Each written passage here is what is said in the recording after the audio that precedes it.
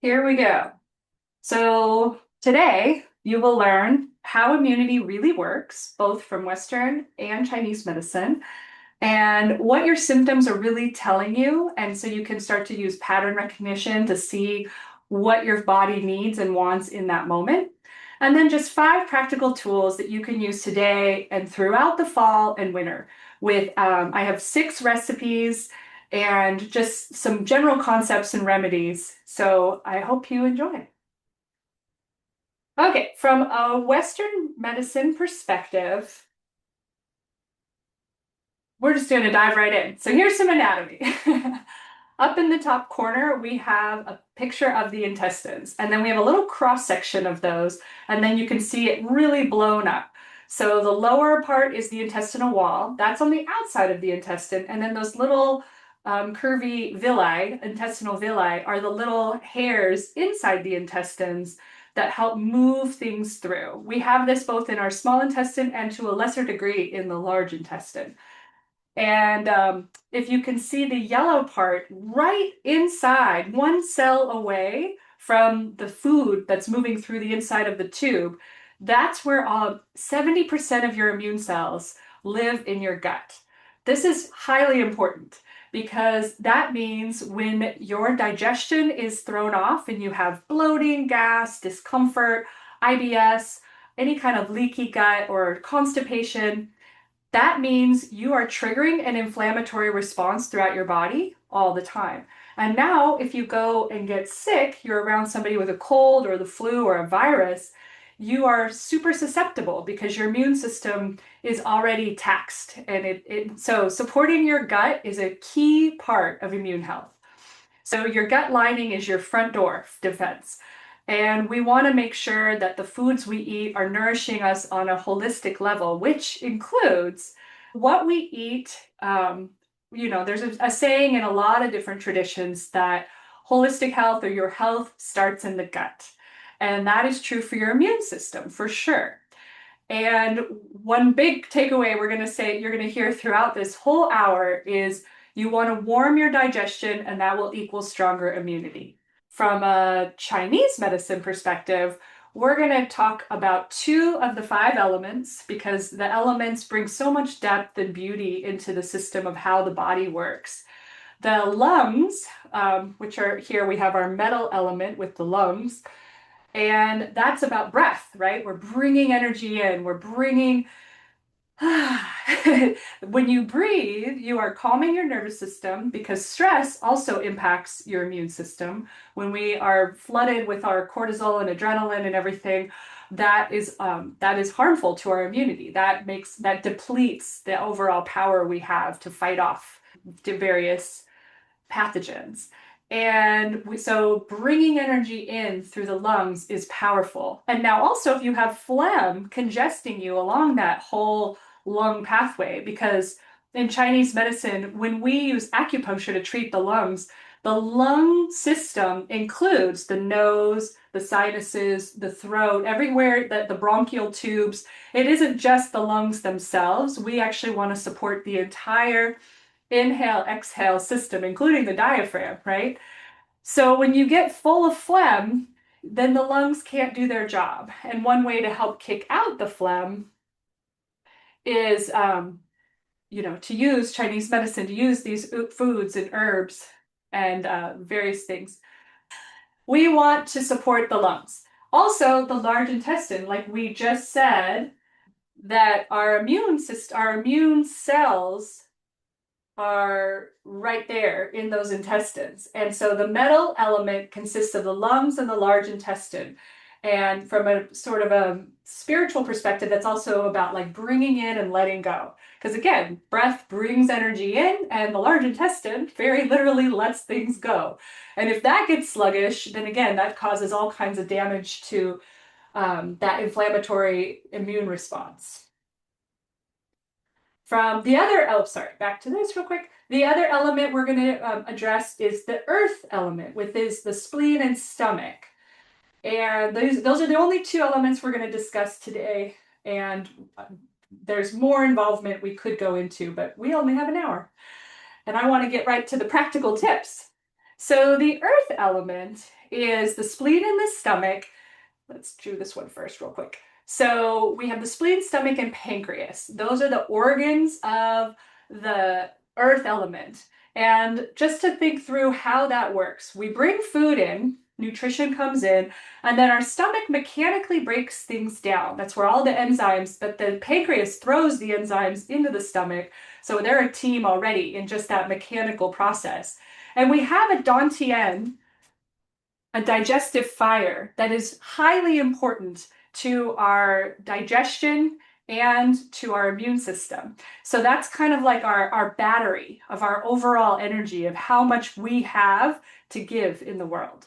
And our spleen in Chinese medicine terms, but again, when you think about the pancreas being part of that system, you could equate this part of this deal with the insulin response, because when your body gets flooded with, when you bring food in, that spikes the glucose or the sugar in your blood. And then your insulin's job is to help distribute that sugar, that energy to the body. And in Chinese medicine terms, way before they knew about insulin, this is thousands of years ago, they used the term that the spleen would then distribute or transform and transport the energy from the food you bring in to all of the cells of the body. Now, when we get sick, that system breaks down. And if we are spending all of our energy trying to fight phlegm, because if your body doesn't have enough energy to transform and transport, the result is that thick, gunky phlegm. And now the phlegm distributes wherever you have the weakness. So for people who are catching colds, it's the lungs feel vulnerable in that moment. And so when the spleen isn't strong enough to clear everything out, we build up phlegm and then it congests everything and it makes us sick. And then the whole process goes on and on. So the more phlegm you have, the more your body isn't going to efficiently transform and transport the energy, and therefore you get sick. And it all comes back to that lower fire.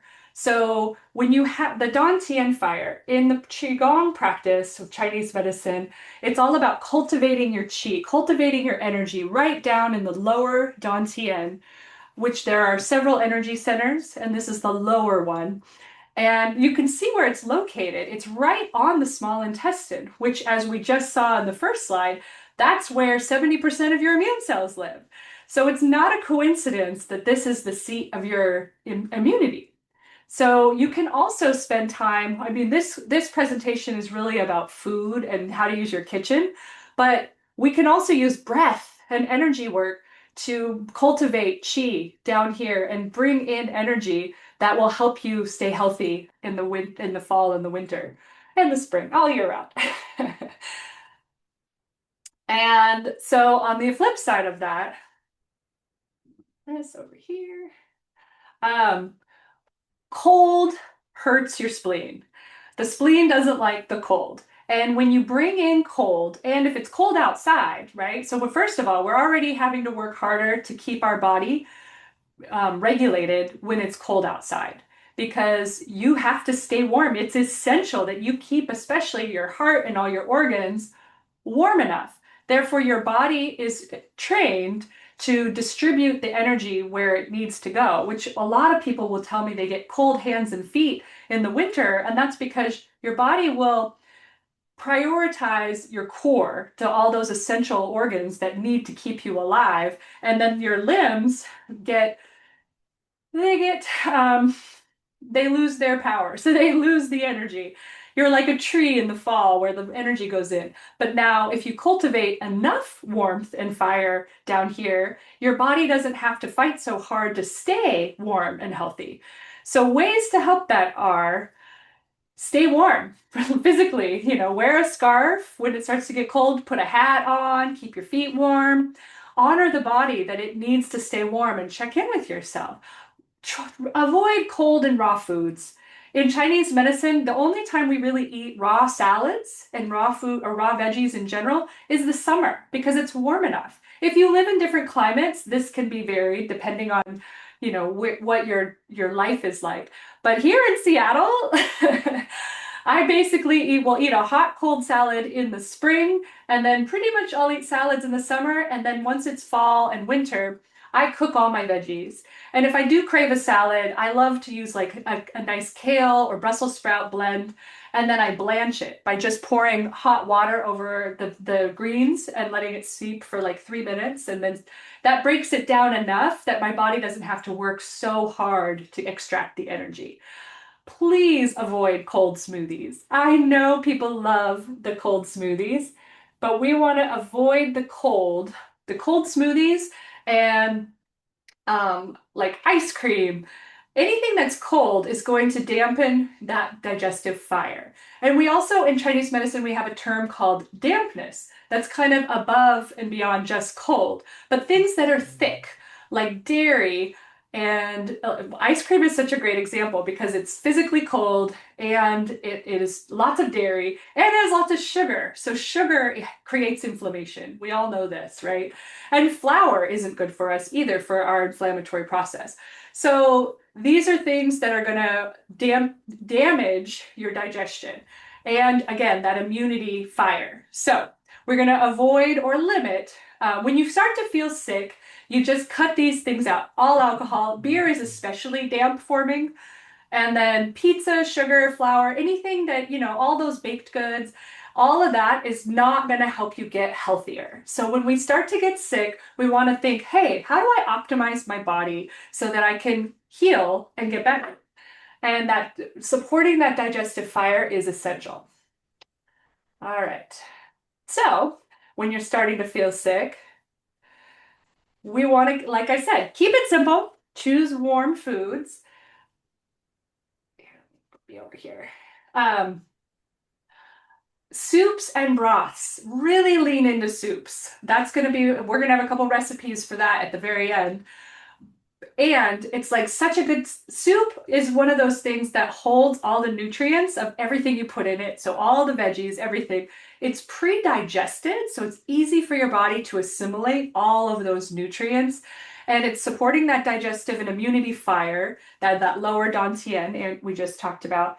And that is going to help you stay healthy. So soups, all fall and winter. And I love to use my freezer. So whenever you make a bunch of soups, just make sure to make more than you need on a given day and then freeze it and label it so you don't forget when you made it and keep it around. So again, the idea with health is we want to be efficient so that we're not always working hard in the moment, like trying to catch up to ourselves. Like, oh, I don't feel good. Now I need to make soup. And that's not the right space to be in.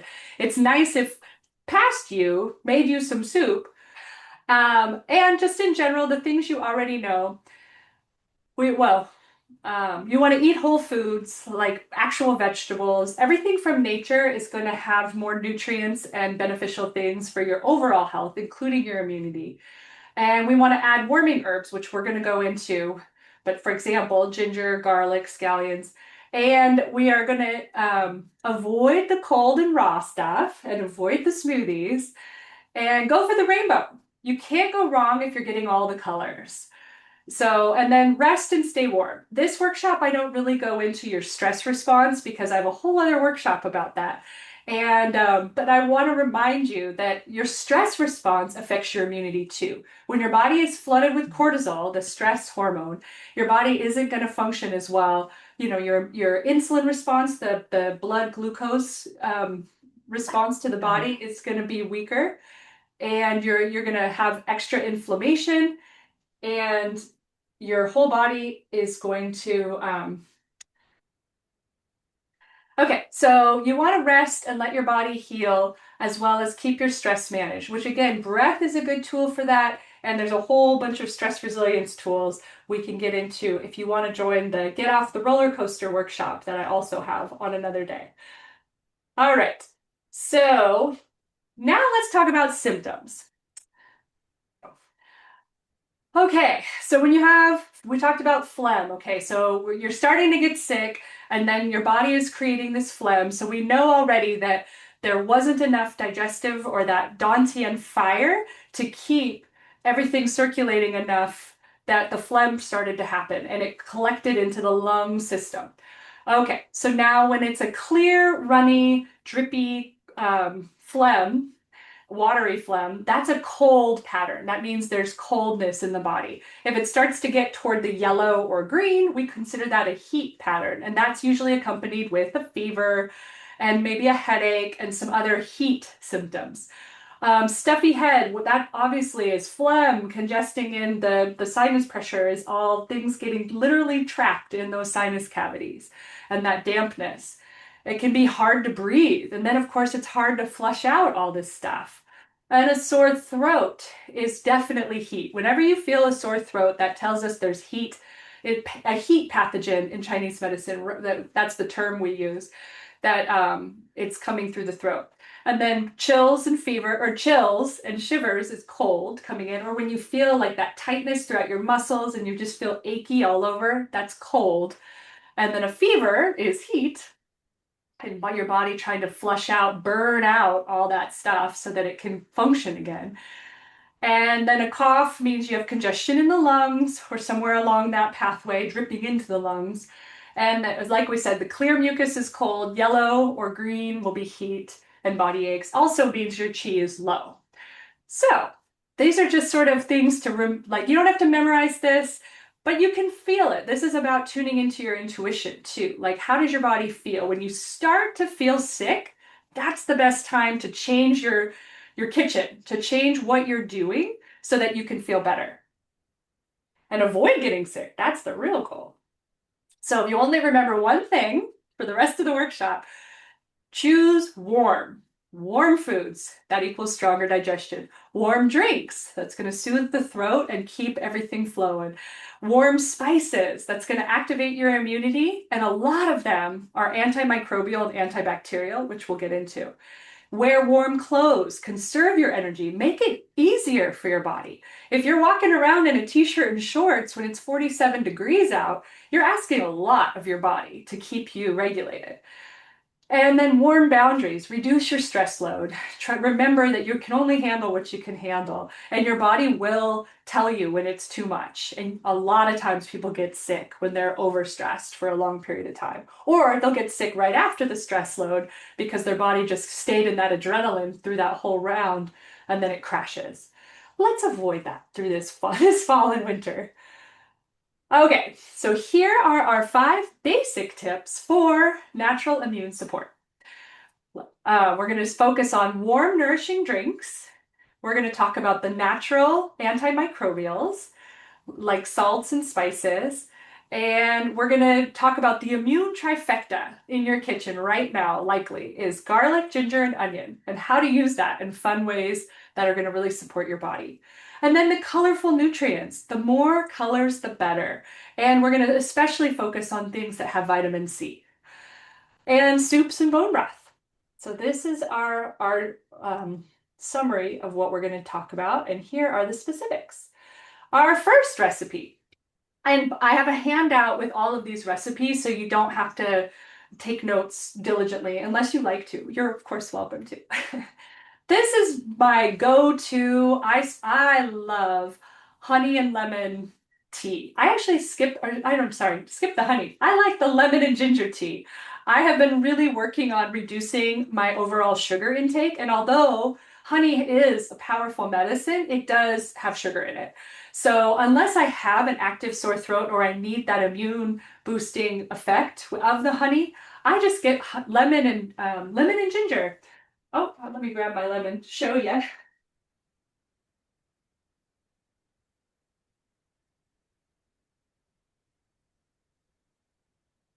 So we just keep these around. Keep the lemon, the ginger. I like actual ginger root rather than ginger powder. And the same for turmeric. I really like to get the actual turmeric. So that we're going to see those show up a lot. So lemon is full of vitamin C, so that's going to support your immunity. And ginger is warming to that dantian, as well as it has the antimicrobial, antibacterial properties. So it's going to help your body kick out these pathogens that may have snuck in. And it's a really beautiful balance because it also supports your A1C level, more mild than, of course, those drugs out there that people are excited about. But it does work, it helps. And you can use the lemon peel as well. That's going to help move your chi, keep your stress flow going. So it's good for your blood sugar, it's good for your weight management, your immunity, your digestion. It's such a great tea and it tastes really good. So simple. So just keep this around and add a tablespoon of apple cider vinegar if you also, if, because that has a lot of properties as well that are beneficial to the same things to help your immunity. Sorry, help your immunity. It supports your liver detoxification system and it also supports your blood sugar balance. So if you, I think that's a delicious tea, and I often grab that right before I go to work, and then I just add a little water throughout the day until it's all gone and start with something else. But it's easy, really, really simple and delicious. And another variation on this, which I have recently tried, are the cold and flu immunity cubes. So now this is how you can batch things. Because one of the biggest things I hear from my students in the 6-week hormone reset cooking and nutrition course is that everybody wants to be healthy, but it's the time, everything like chopping. That's been a huge emotional or habit block I've heard from folks. Who has the time to sit there and chop all these slices of ginger or the lemon or, all of this? So this is another workaround. If you have a non-plastic ice tray, my graphic has a plastic one. I have a silicone one because we're always trying to avoid toxic exposure in our kitchen. So this is a little silicone tray and it makes cute little circle cubes. And all you do is use a blender, or I really love using a Ninja. So you just put everything in here. And I have done it both ways where I've used the full lemon with the peel and then squeezed the lemon. And I found that there's something in between. So now my percentages are 3 lemons that you've taken the peel off. You can just throw them in here. You can pull out the seeds and then add 1 lemon with the peel. So still slice it and take out the seeds, but leave the peel on. And you can also, if you want a little bit of diversity of flavor, you can add other citrus like lime or oranges. And then you're going to take 6 inches of ginger root and slice it up and throw it in here. And then turmeric, if you have it. Also, you can add cinnamon and a cup of water, and then you just blend it. It makes a liquid almost, but it's kind of chunky. You can definitely see my lemon peel in my little cubes. I don't know how well that's coming through, but you can see there's lemon peel in there. And then you just put it in the ice trays. And then when you are starting to feel that initial feeling of whatever your body where you can like, oh, I'm fighting something, you just grab these out of your freezer. And I actually like to put 2 in a big mug with a lot of hot water and you just drink it. I would add if you are going to add honey, you can do that afterward. Don't freeze your honey. And the same thing with apple cider vinegar. I add that later. So those are the 2 things you may add if you like. But even if you don't add those, this is so easy. And the students that have tried this are just blown away, like, oh, wow, that really makes it a lot simpler because it even takes away the chopping the lemon and squeezing and doing that all in real time. So you can just grab and go. All right. And so another thing to remember is all of the aromatics, all of those herbs and spices that smell so good are also antimicrobial and they're warming. All spices are pretty much warming except for mint and a couple exceptions. But these are some of the key ones to think about. We've got garlic, ginger, onion, oregano, thyme, rosemary, cinnamon, clove, turmeric, and then chili or cayenne pepper. And so the fun part is all of these are full of flavor too. So how delightful is it if you're making a soup and you throw some rosemary in there, your whole home smells like rosemary, or thyme. And clove. Clove is one of my new favorite teas. Like if I just want some nice warming tea, just drop a couple of cloves into some hot water. It smells so good and it's really healing. It's killing the bacteria in your body and supporting your immune system. Really good stuff. So keep it simple. Really, you probably have a lot of this around. And another one that's antimicrobial that I think, again, needs its own slide is sea salt. Salt is medicine. So recipe number 3 is just gargling salt water. When you start to get a sore throat, this should be the first thing you think of. Just grab some salt, put it in some warm water. We don't do cold, remember? And just gargle it. Like you just literally stick your head back and go, oh. And it helps clean out all the bacteria in your mouth, in your throat. It's going to help you kill whatever's going on in there that's making you start to feel the sore throat. And then again, our goal is to avoid getting sick. So this is a great, easy tool that you can have on hand. And when you're using salt in your cooking, know that it's supporting your kidneys. It's helping detoxify all your toxins. It's grounding, it's strengthening your digestion, it helps the secretion of the hyaluronic acid in the stomach, and it's antimicrobial and it soothes sore throat. So this isn't, again, how simple is that? You can also immerse your body into Epsom salts. So a nice Epsom salt bath is going to support the detoxification of your body. It's warming, it's going to help your body heal from trying to get sick. Okay, and then some of our other favorites, garlic and onions. So when we talk about that phlegm that starts to create build up, we want the right aromatics to help kick them out. And unless, yeah, I mean, unless you have an allergy to it, many people love the smell and taste of garlic and onions cooking. Now, you don't want to overcook aromatics because if you cook them more than 5 minutes, you burn out or you cook out the medicinal value. So, like onions can cook a little longer, but at the end, like you want to add the garlic at the end of any dish. And then it'll actually taste better too, because the longer, if you cook it too long, it'll get bland, right? It doesn't taste that good. So another trick I learned from grad school at Bastyr, our nutrition teacher said one remedy, if you're starting to get sick and you need this immune boost, is to take 3 cloves of garlic and just put them in the microwave for 20 seconds. And that's long enough to kill the enzyme that's really potent that will like strip or burn your throat. Eating raw garlic is just too hard on the esophagus. So don't do that. Personally, I'm not a big microwave fan. I don't actually even have one in my new home, but you can roast garlic. So whenever I'm roasting my roasted veggies, it's fun to make a little, like sometimes you can use the bowl of a butternut squash or something and fill it with a little bit of olive oil and put some cloves of garlic in there and let them roast. And then just make sure to eat a few of them each day to get that immune support. Because if you're traveling or if you hang out with small children or you're around somebody who's sick or you're out at a movie or wherever, throughout the winter, we are just exposed to stuff everywhere we go. So keeping garlic and ginger, sorry, we will talk about ginger also, but garlic and onions on hand is really good. And it makes most foods taste really good. I do want to add that green onion, spring onions, or shallots, oh no, sorry, not shallots, chives. I'm like, what's the other word for that? That is one of the Chinese medicine top herbs to kick out the initial stages of a cold. So keeping that on hand throughout the winter is also good. And you just have to slice up a few, like, just make little bits and just add it at the end. Add it to your soups and add it to whatever you're making.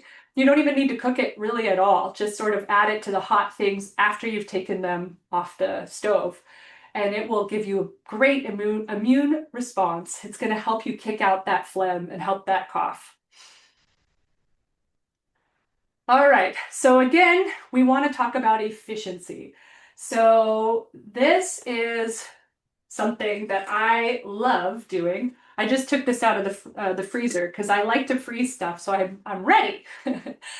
So we take a whole bunch of our aromatics. So I finely chopped onion, garlic, There's some ginger in here, parsley. What else do we have? Green onion, peppers. Peppers have twice as much vitamin C as an orange. So getting your bell peppers is a wonderful source of vitamin C. So this is an immune bazaar or something. Like there's so much good stuff for immunity. And again, all of it is really flavorful. So the way to keep yourself safe with food handling, you ultimately, when I'm ready to use this, like I just defrosted this. So today I will fill this with oil. I'll keep it in my fridge. And then maybe for dinner, I have some ground beef in there. I'll saute the ground beef and throw some of this in there. And I have a spaghetti squash. I'll roast that, and then I'll just make kind of a spaghetti squash, ground beef, garlic onion blend, and I've got a whole meal. You can add it to chicken, you can add it to roasted veggies. But yes, so you submerge it in oil. So you have like an oil infused with the veggies and the herbs.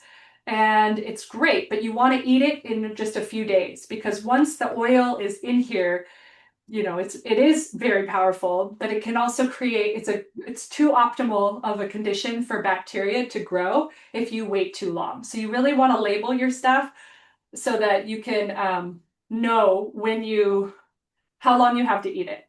And that's why I freeze it before I add the oil. So I chopped up all the veggies and I have another one in the freezer. And so I made, I think, 3 of these at one time. And so I'm not chopping every single day all the time. So that's a way to make your life more simple. And it tastes really good. And it's so versatile. I mean, I can't even list all of the ways you can use this blend. You can just make a soup too, a bone broth, and add this with some sort of protein or a couple veggies. You've got soup.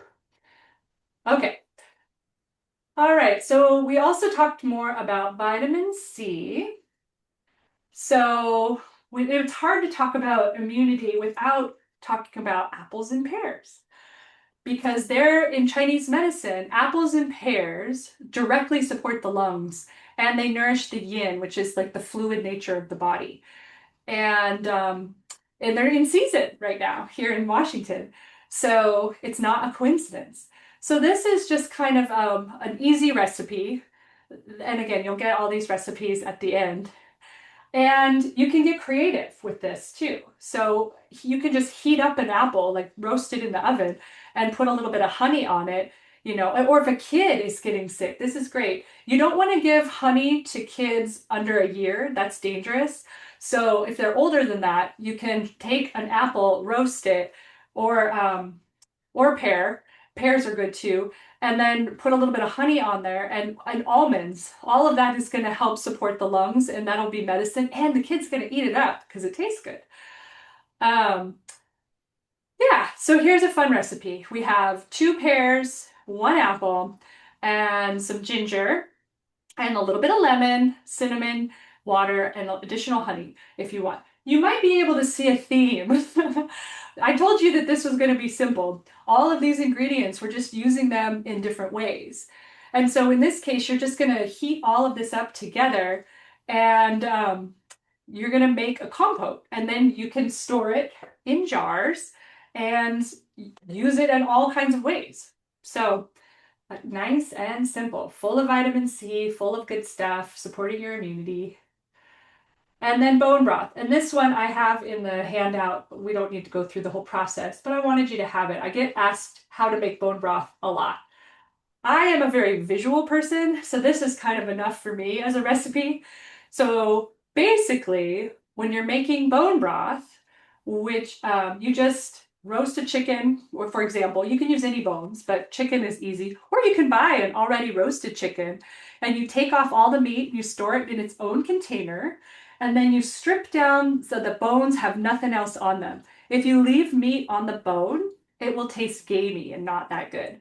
So you want to put just the bones in a big pot of water and put it on the stove and start cooking it. And then you're going to add, these are the key ingredients, the celery, carrots, onions, and garlic. If you only have these, this is enough. This will make delicious soup. Always add some apple cider vinegar because the vinegar leaches out the nutrients from the bones so that you're actually getting all of the nutrients that support your immunity, your digestion.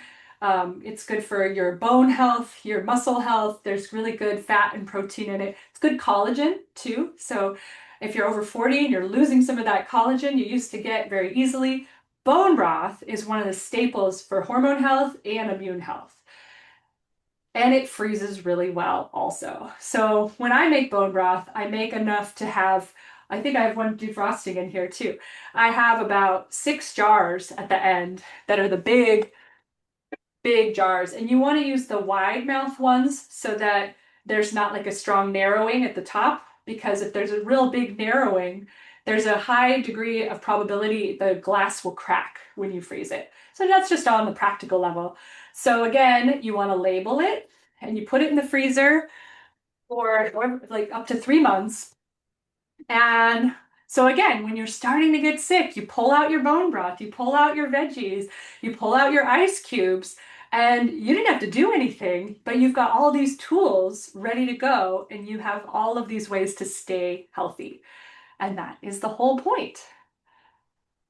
And so this goes a little deeper. So like I said, the 4 staples are enough, but this is my favorite combination. And sometimes I like to add rosemary. I will say rosemary is a very dominating flavor. So when you add rosemary, that is going to be the flavor of all of your soups. So I commonly wait and add rosemary on a use by use basis rather than doing it for the whole batch, because I'd like to keep it versatile. Because I love to make split pea soup with the bone broth. I mean, oh, I could go on. How many ways can you use bone broth? You can make coconut curry with bone broth. You can just make chicken and noodle soup. I like to use rice, or I really like to use squash, spaghetti squash, or cauliflower. You can make cauliflower rice in your soup. And the chicken goes really well back in the soup. And you can play with other bones. When you go to a Vietnamese pho restaurant and get some pho, which is Vietnamese bone broth soup, they have different ones. They have a fish bone broth and a chicken bone broth and maybe some beef bone broth. But all of it, when you learn how to use the flavors, it's really tasty. So we could go even deeper. We should do a whole class on spices and talk about how to do that. But right now we're just going to talk about the immune support. And all of the players here on this picture are going to help your immunity. So you can keep them around throughout the winter and use them in all kinds of ways. Add lemon to this picture if you want to just think your medicine cabinet for the fall and winter. I think I almost always have all of these things handy. And I use them all the time. I don't like to waste food. Okay, and so to give you another bone broth recipe that's high in vitamin C, we've got carrots, red pepper, and parsley. So those are some fun, because when we think vitamin C, it's really common for people to think of oranges, right? Orange juice. But juice and orange juice has so much sugar in it that you're actually creating an inflammatory response while you're getting your vitamin C. So it's really cool to think about other ways of getting vitamin C. Carrots are high in vitamin C, and as I said earlier, bell peppers, have twice as much vitamin C as an orange. And that's a great tool. And parsley is really, like, fresh green parsley is so yummy and helpful in soup, but also full of vitamin C and minerals. And then you want to squeeze some lemon at the end and just simmer all these veggies. And again, you can always add. I'm a big fan of the collage process. So start with something simple and then make it what works for you. And I'm also a big fan of modifying. So if I look at what I have and figure out how to make it work, even if the recipe is a little bit different. And sometimes it's fun to play directly to a recipe and really see what someone else's vision was. But just try to get really open. Like, how many ways can you use these immune supporting foods to feel good in your body?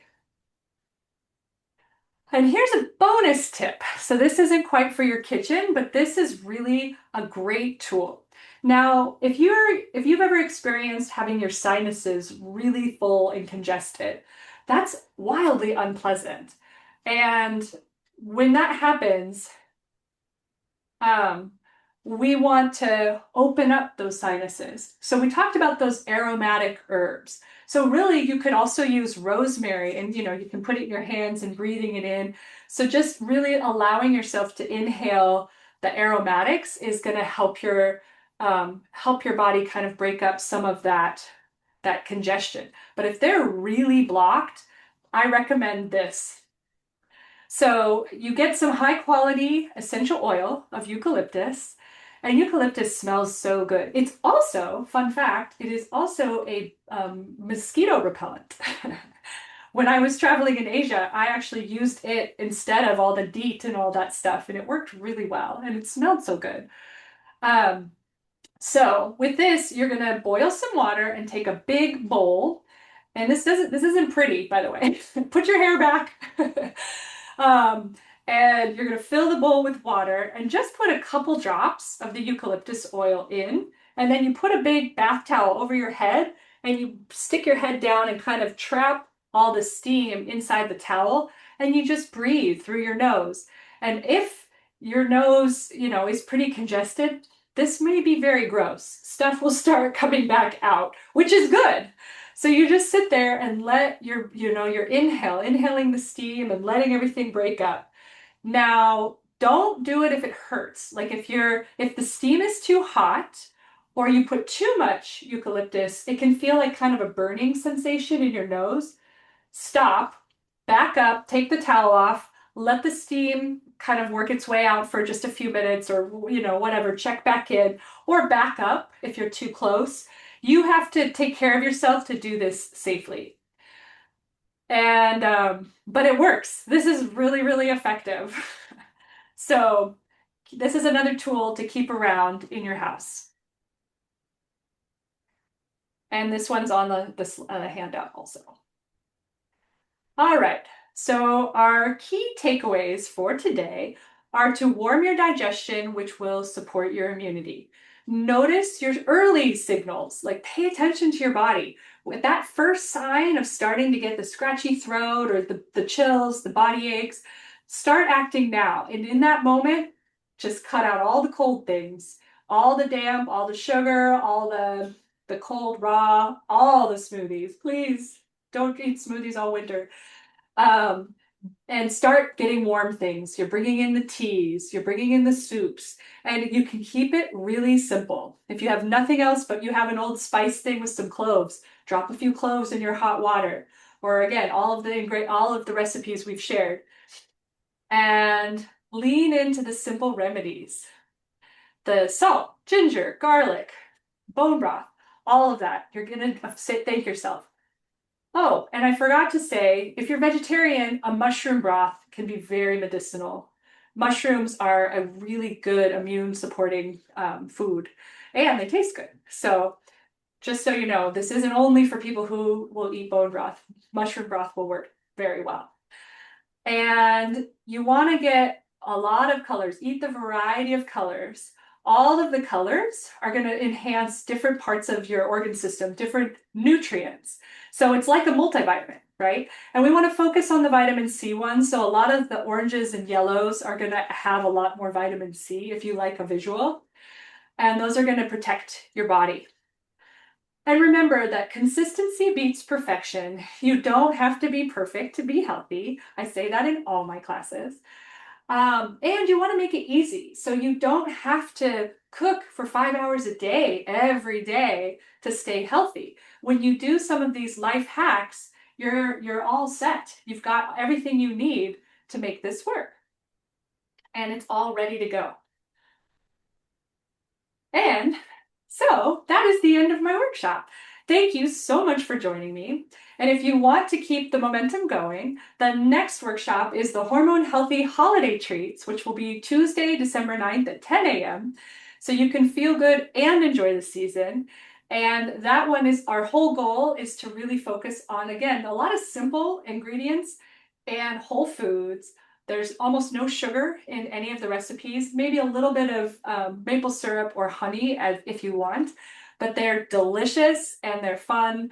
And you can show up at the holidays and be a big hit where you're not going to be spiking everyone's blood sugar and their cortisol and their inflammatory response and making them not sleep at night.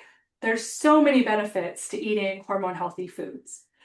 And if you want to really dive deep, there's the 6-week hormone reset nutrition and cooking class that starts Monday, January 12th at 5:30 at night. And that's a 6-week online Zoom course where we really dive into not just what to eat, but why, like what's going on in the body. And we're really focusing on women's bodies after 40, when the hormones start to shift, and how to optimize your health and make the perimenopause, menopause, and postmenopause era of your life really your superpower.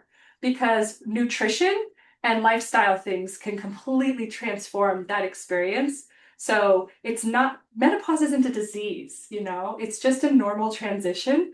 And there's so many ways to optimize that. And the kitchen is full of great tools. So thank you very much. Do I have any more slides? Nope, that's the last slide.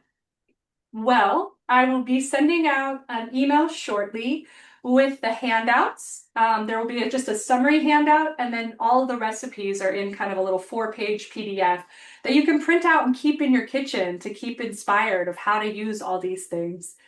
And please send me your feedback. Let me know what you've tried. Let me know how it tasted and how it felt. And I'd love to hear any modifications you make and how it turns out, because the cooking is so collaborative. And that's actually one of my favorite things about the 6-week hormone reset course, is that the community created. Everybody shares recipes and talks about how their health is doing and their outcomes. And it's just a beautiful thing to have everybody work together. And we can create that in any case. So please drop me an email when you've tried something out and let me know how it worked. And I thank you all so much for your time. And I look forward to seeing you hopefully on December 9th for the Hormone Healthy Holiday Treats. Thank you.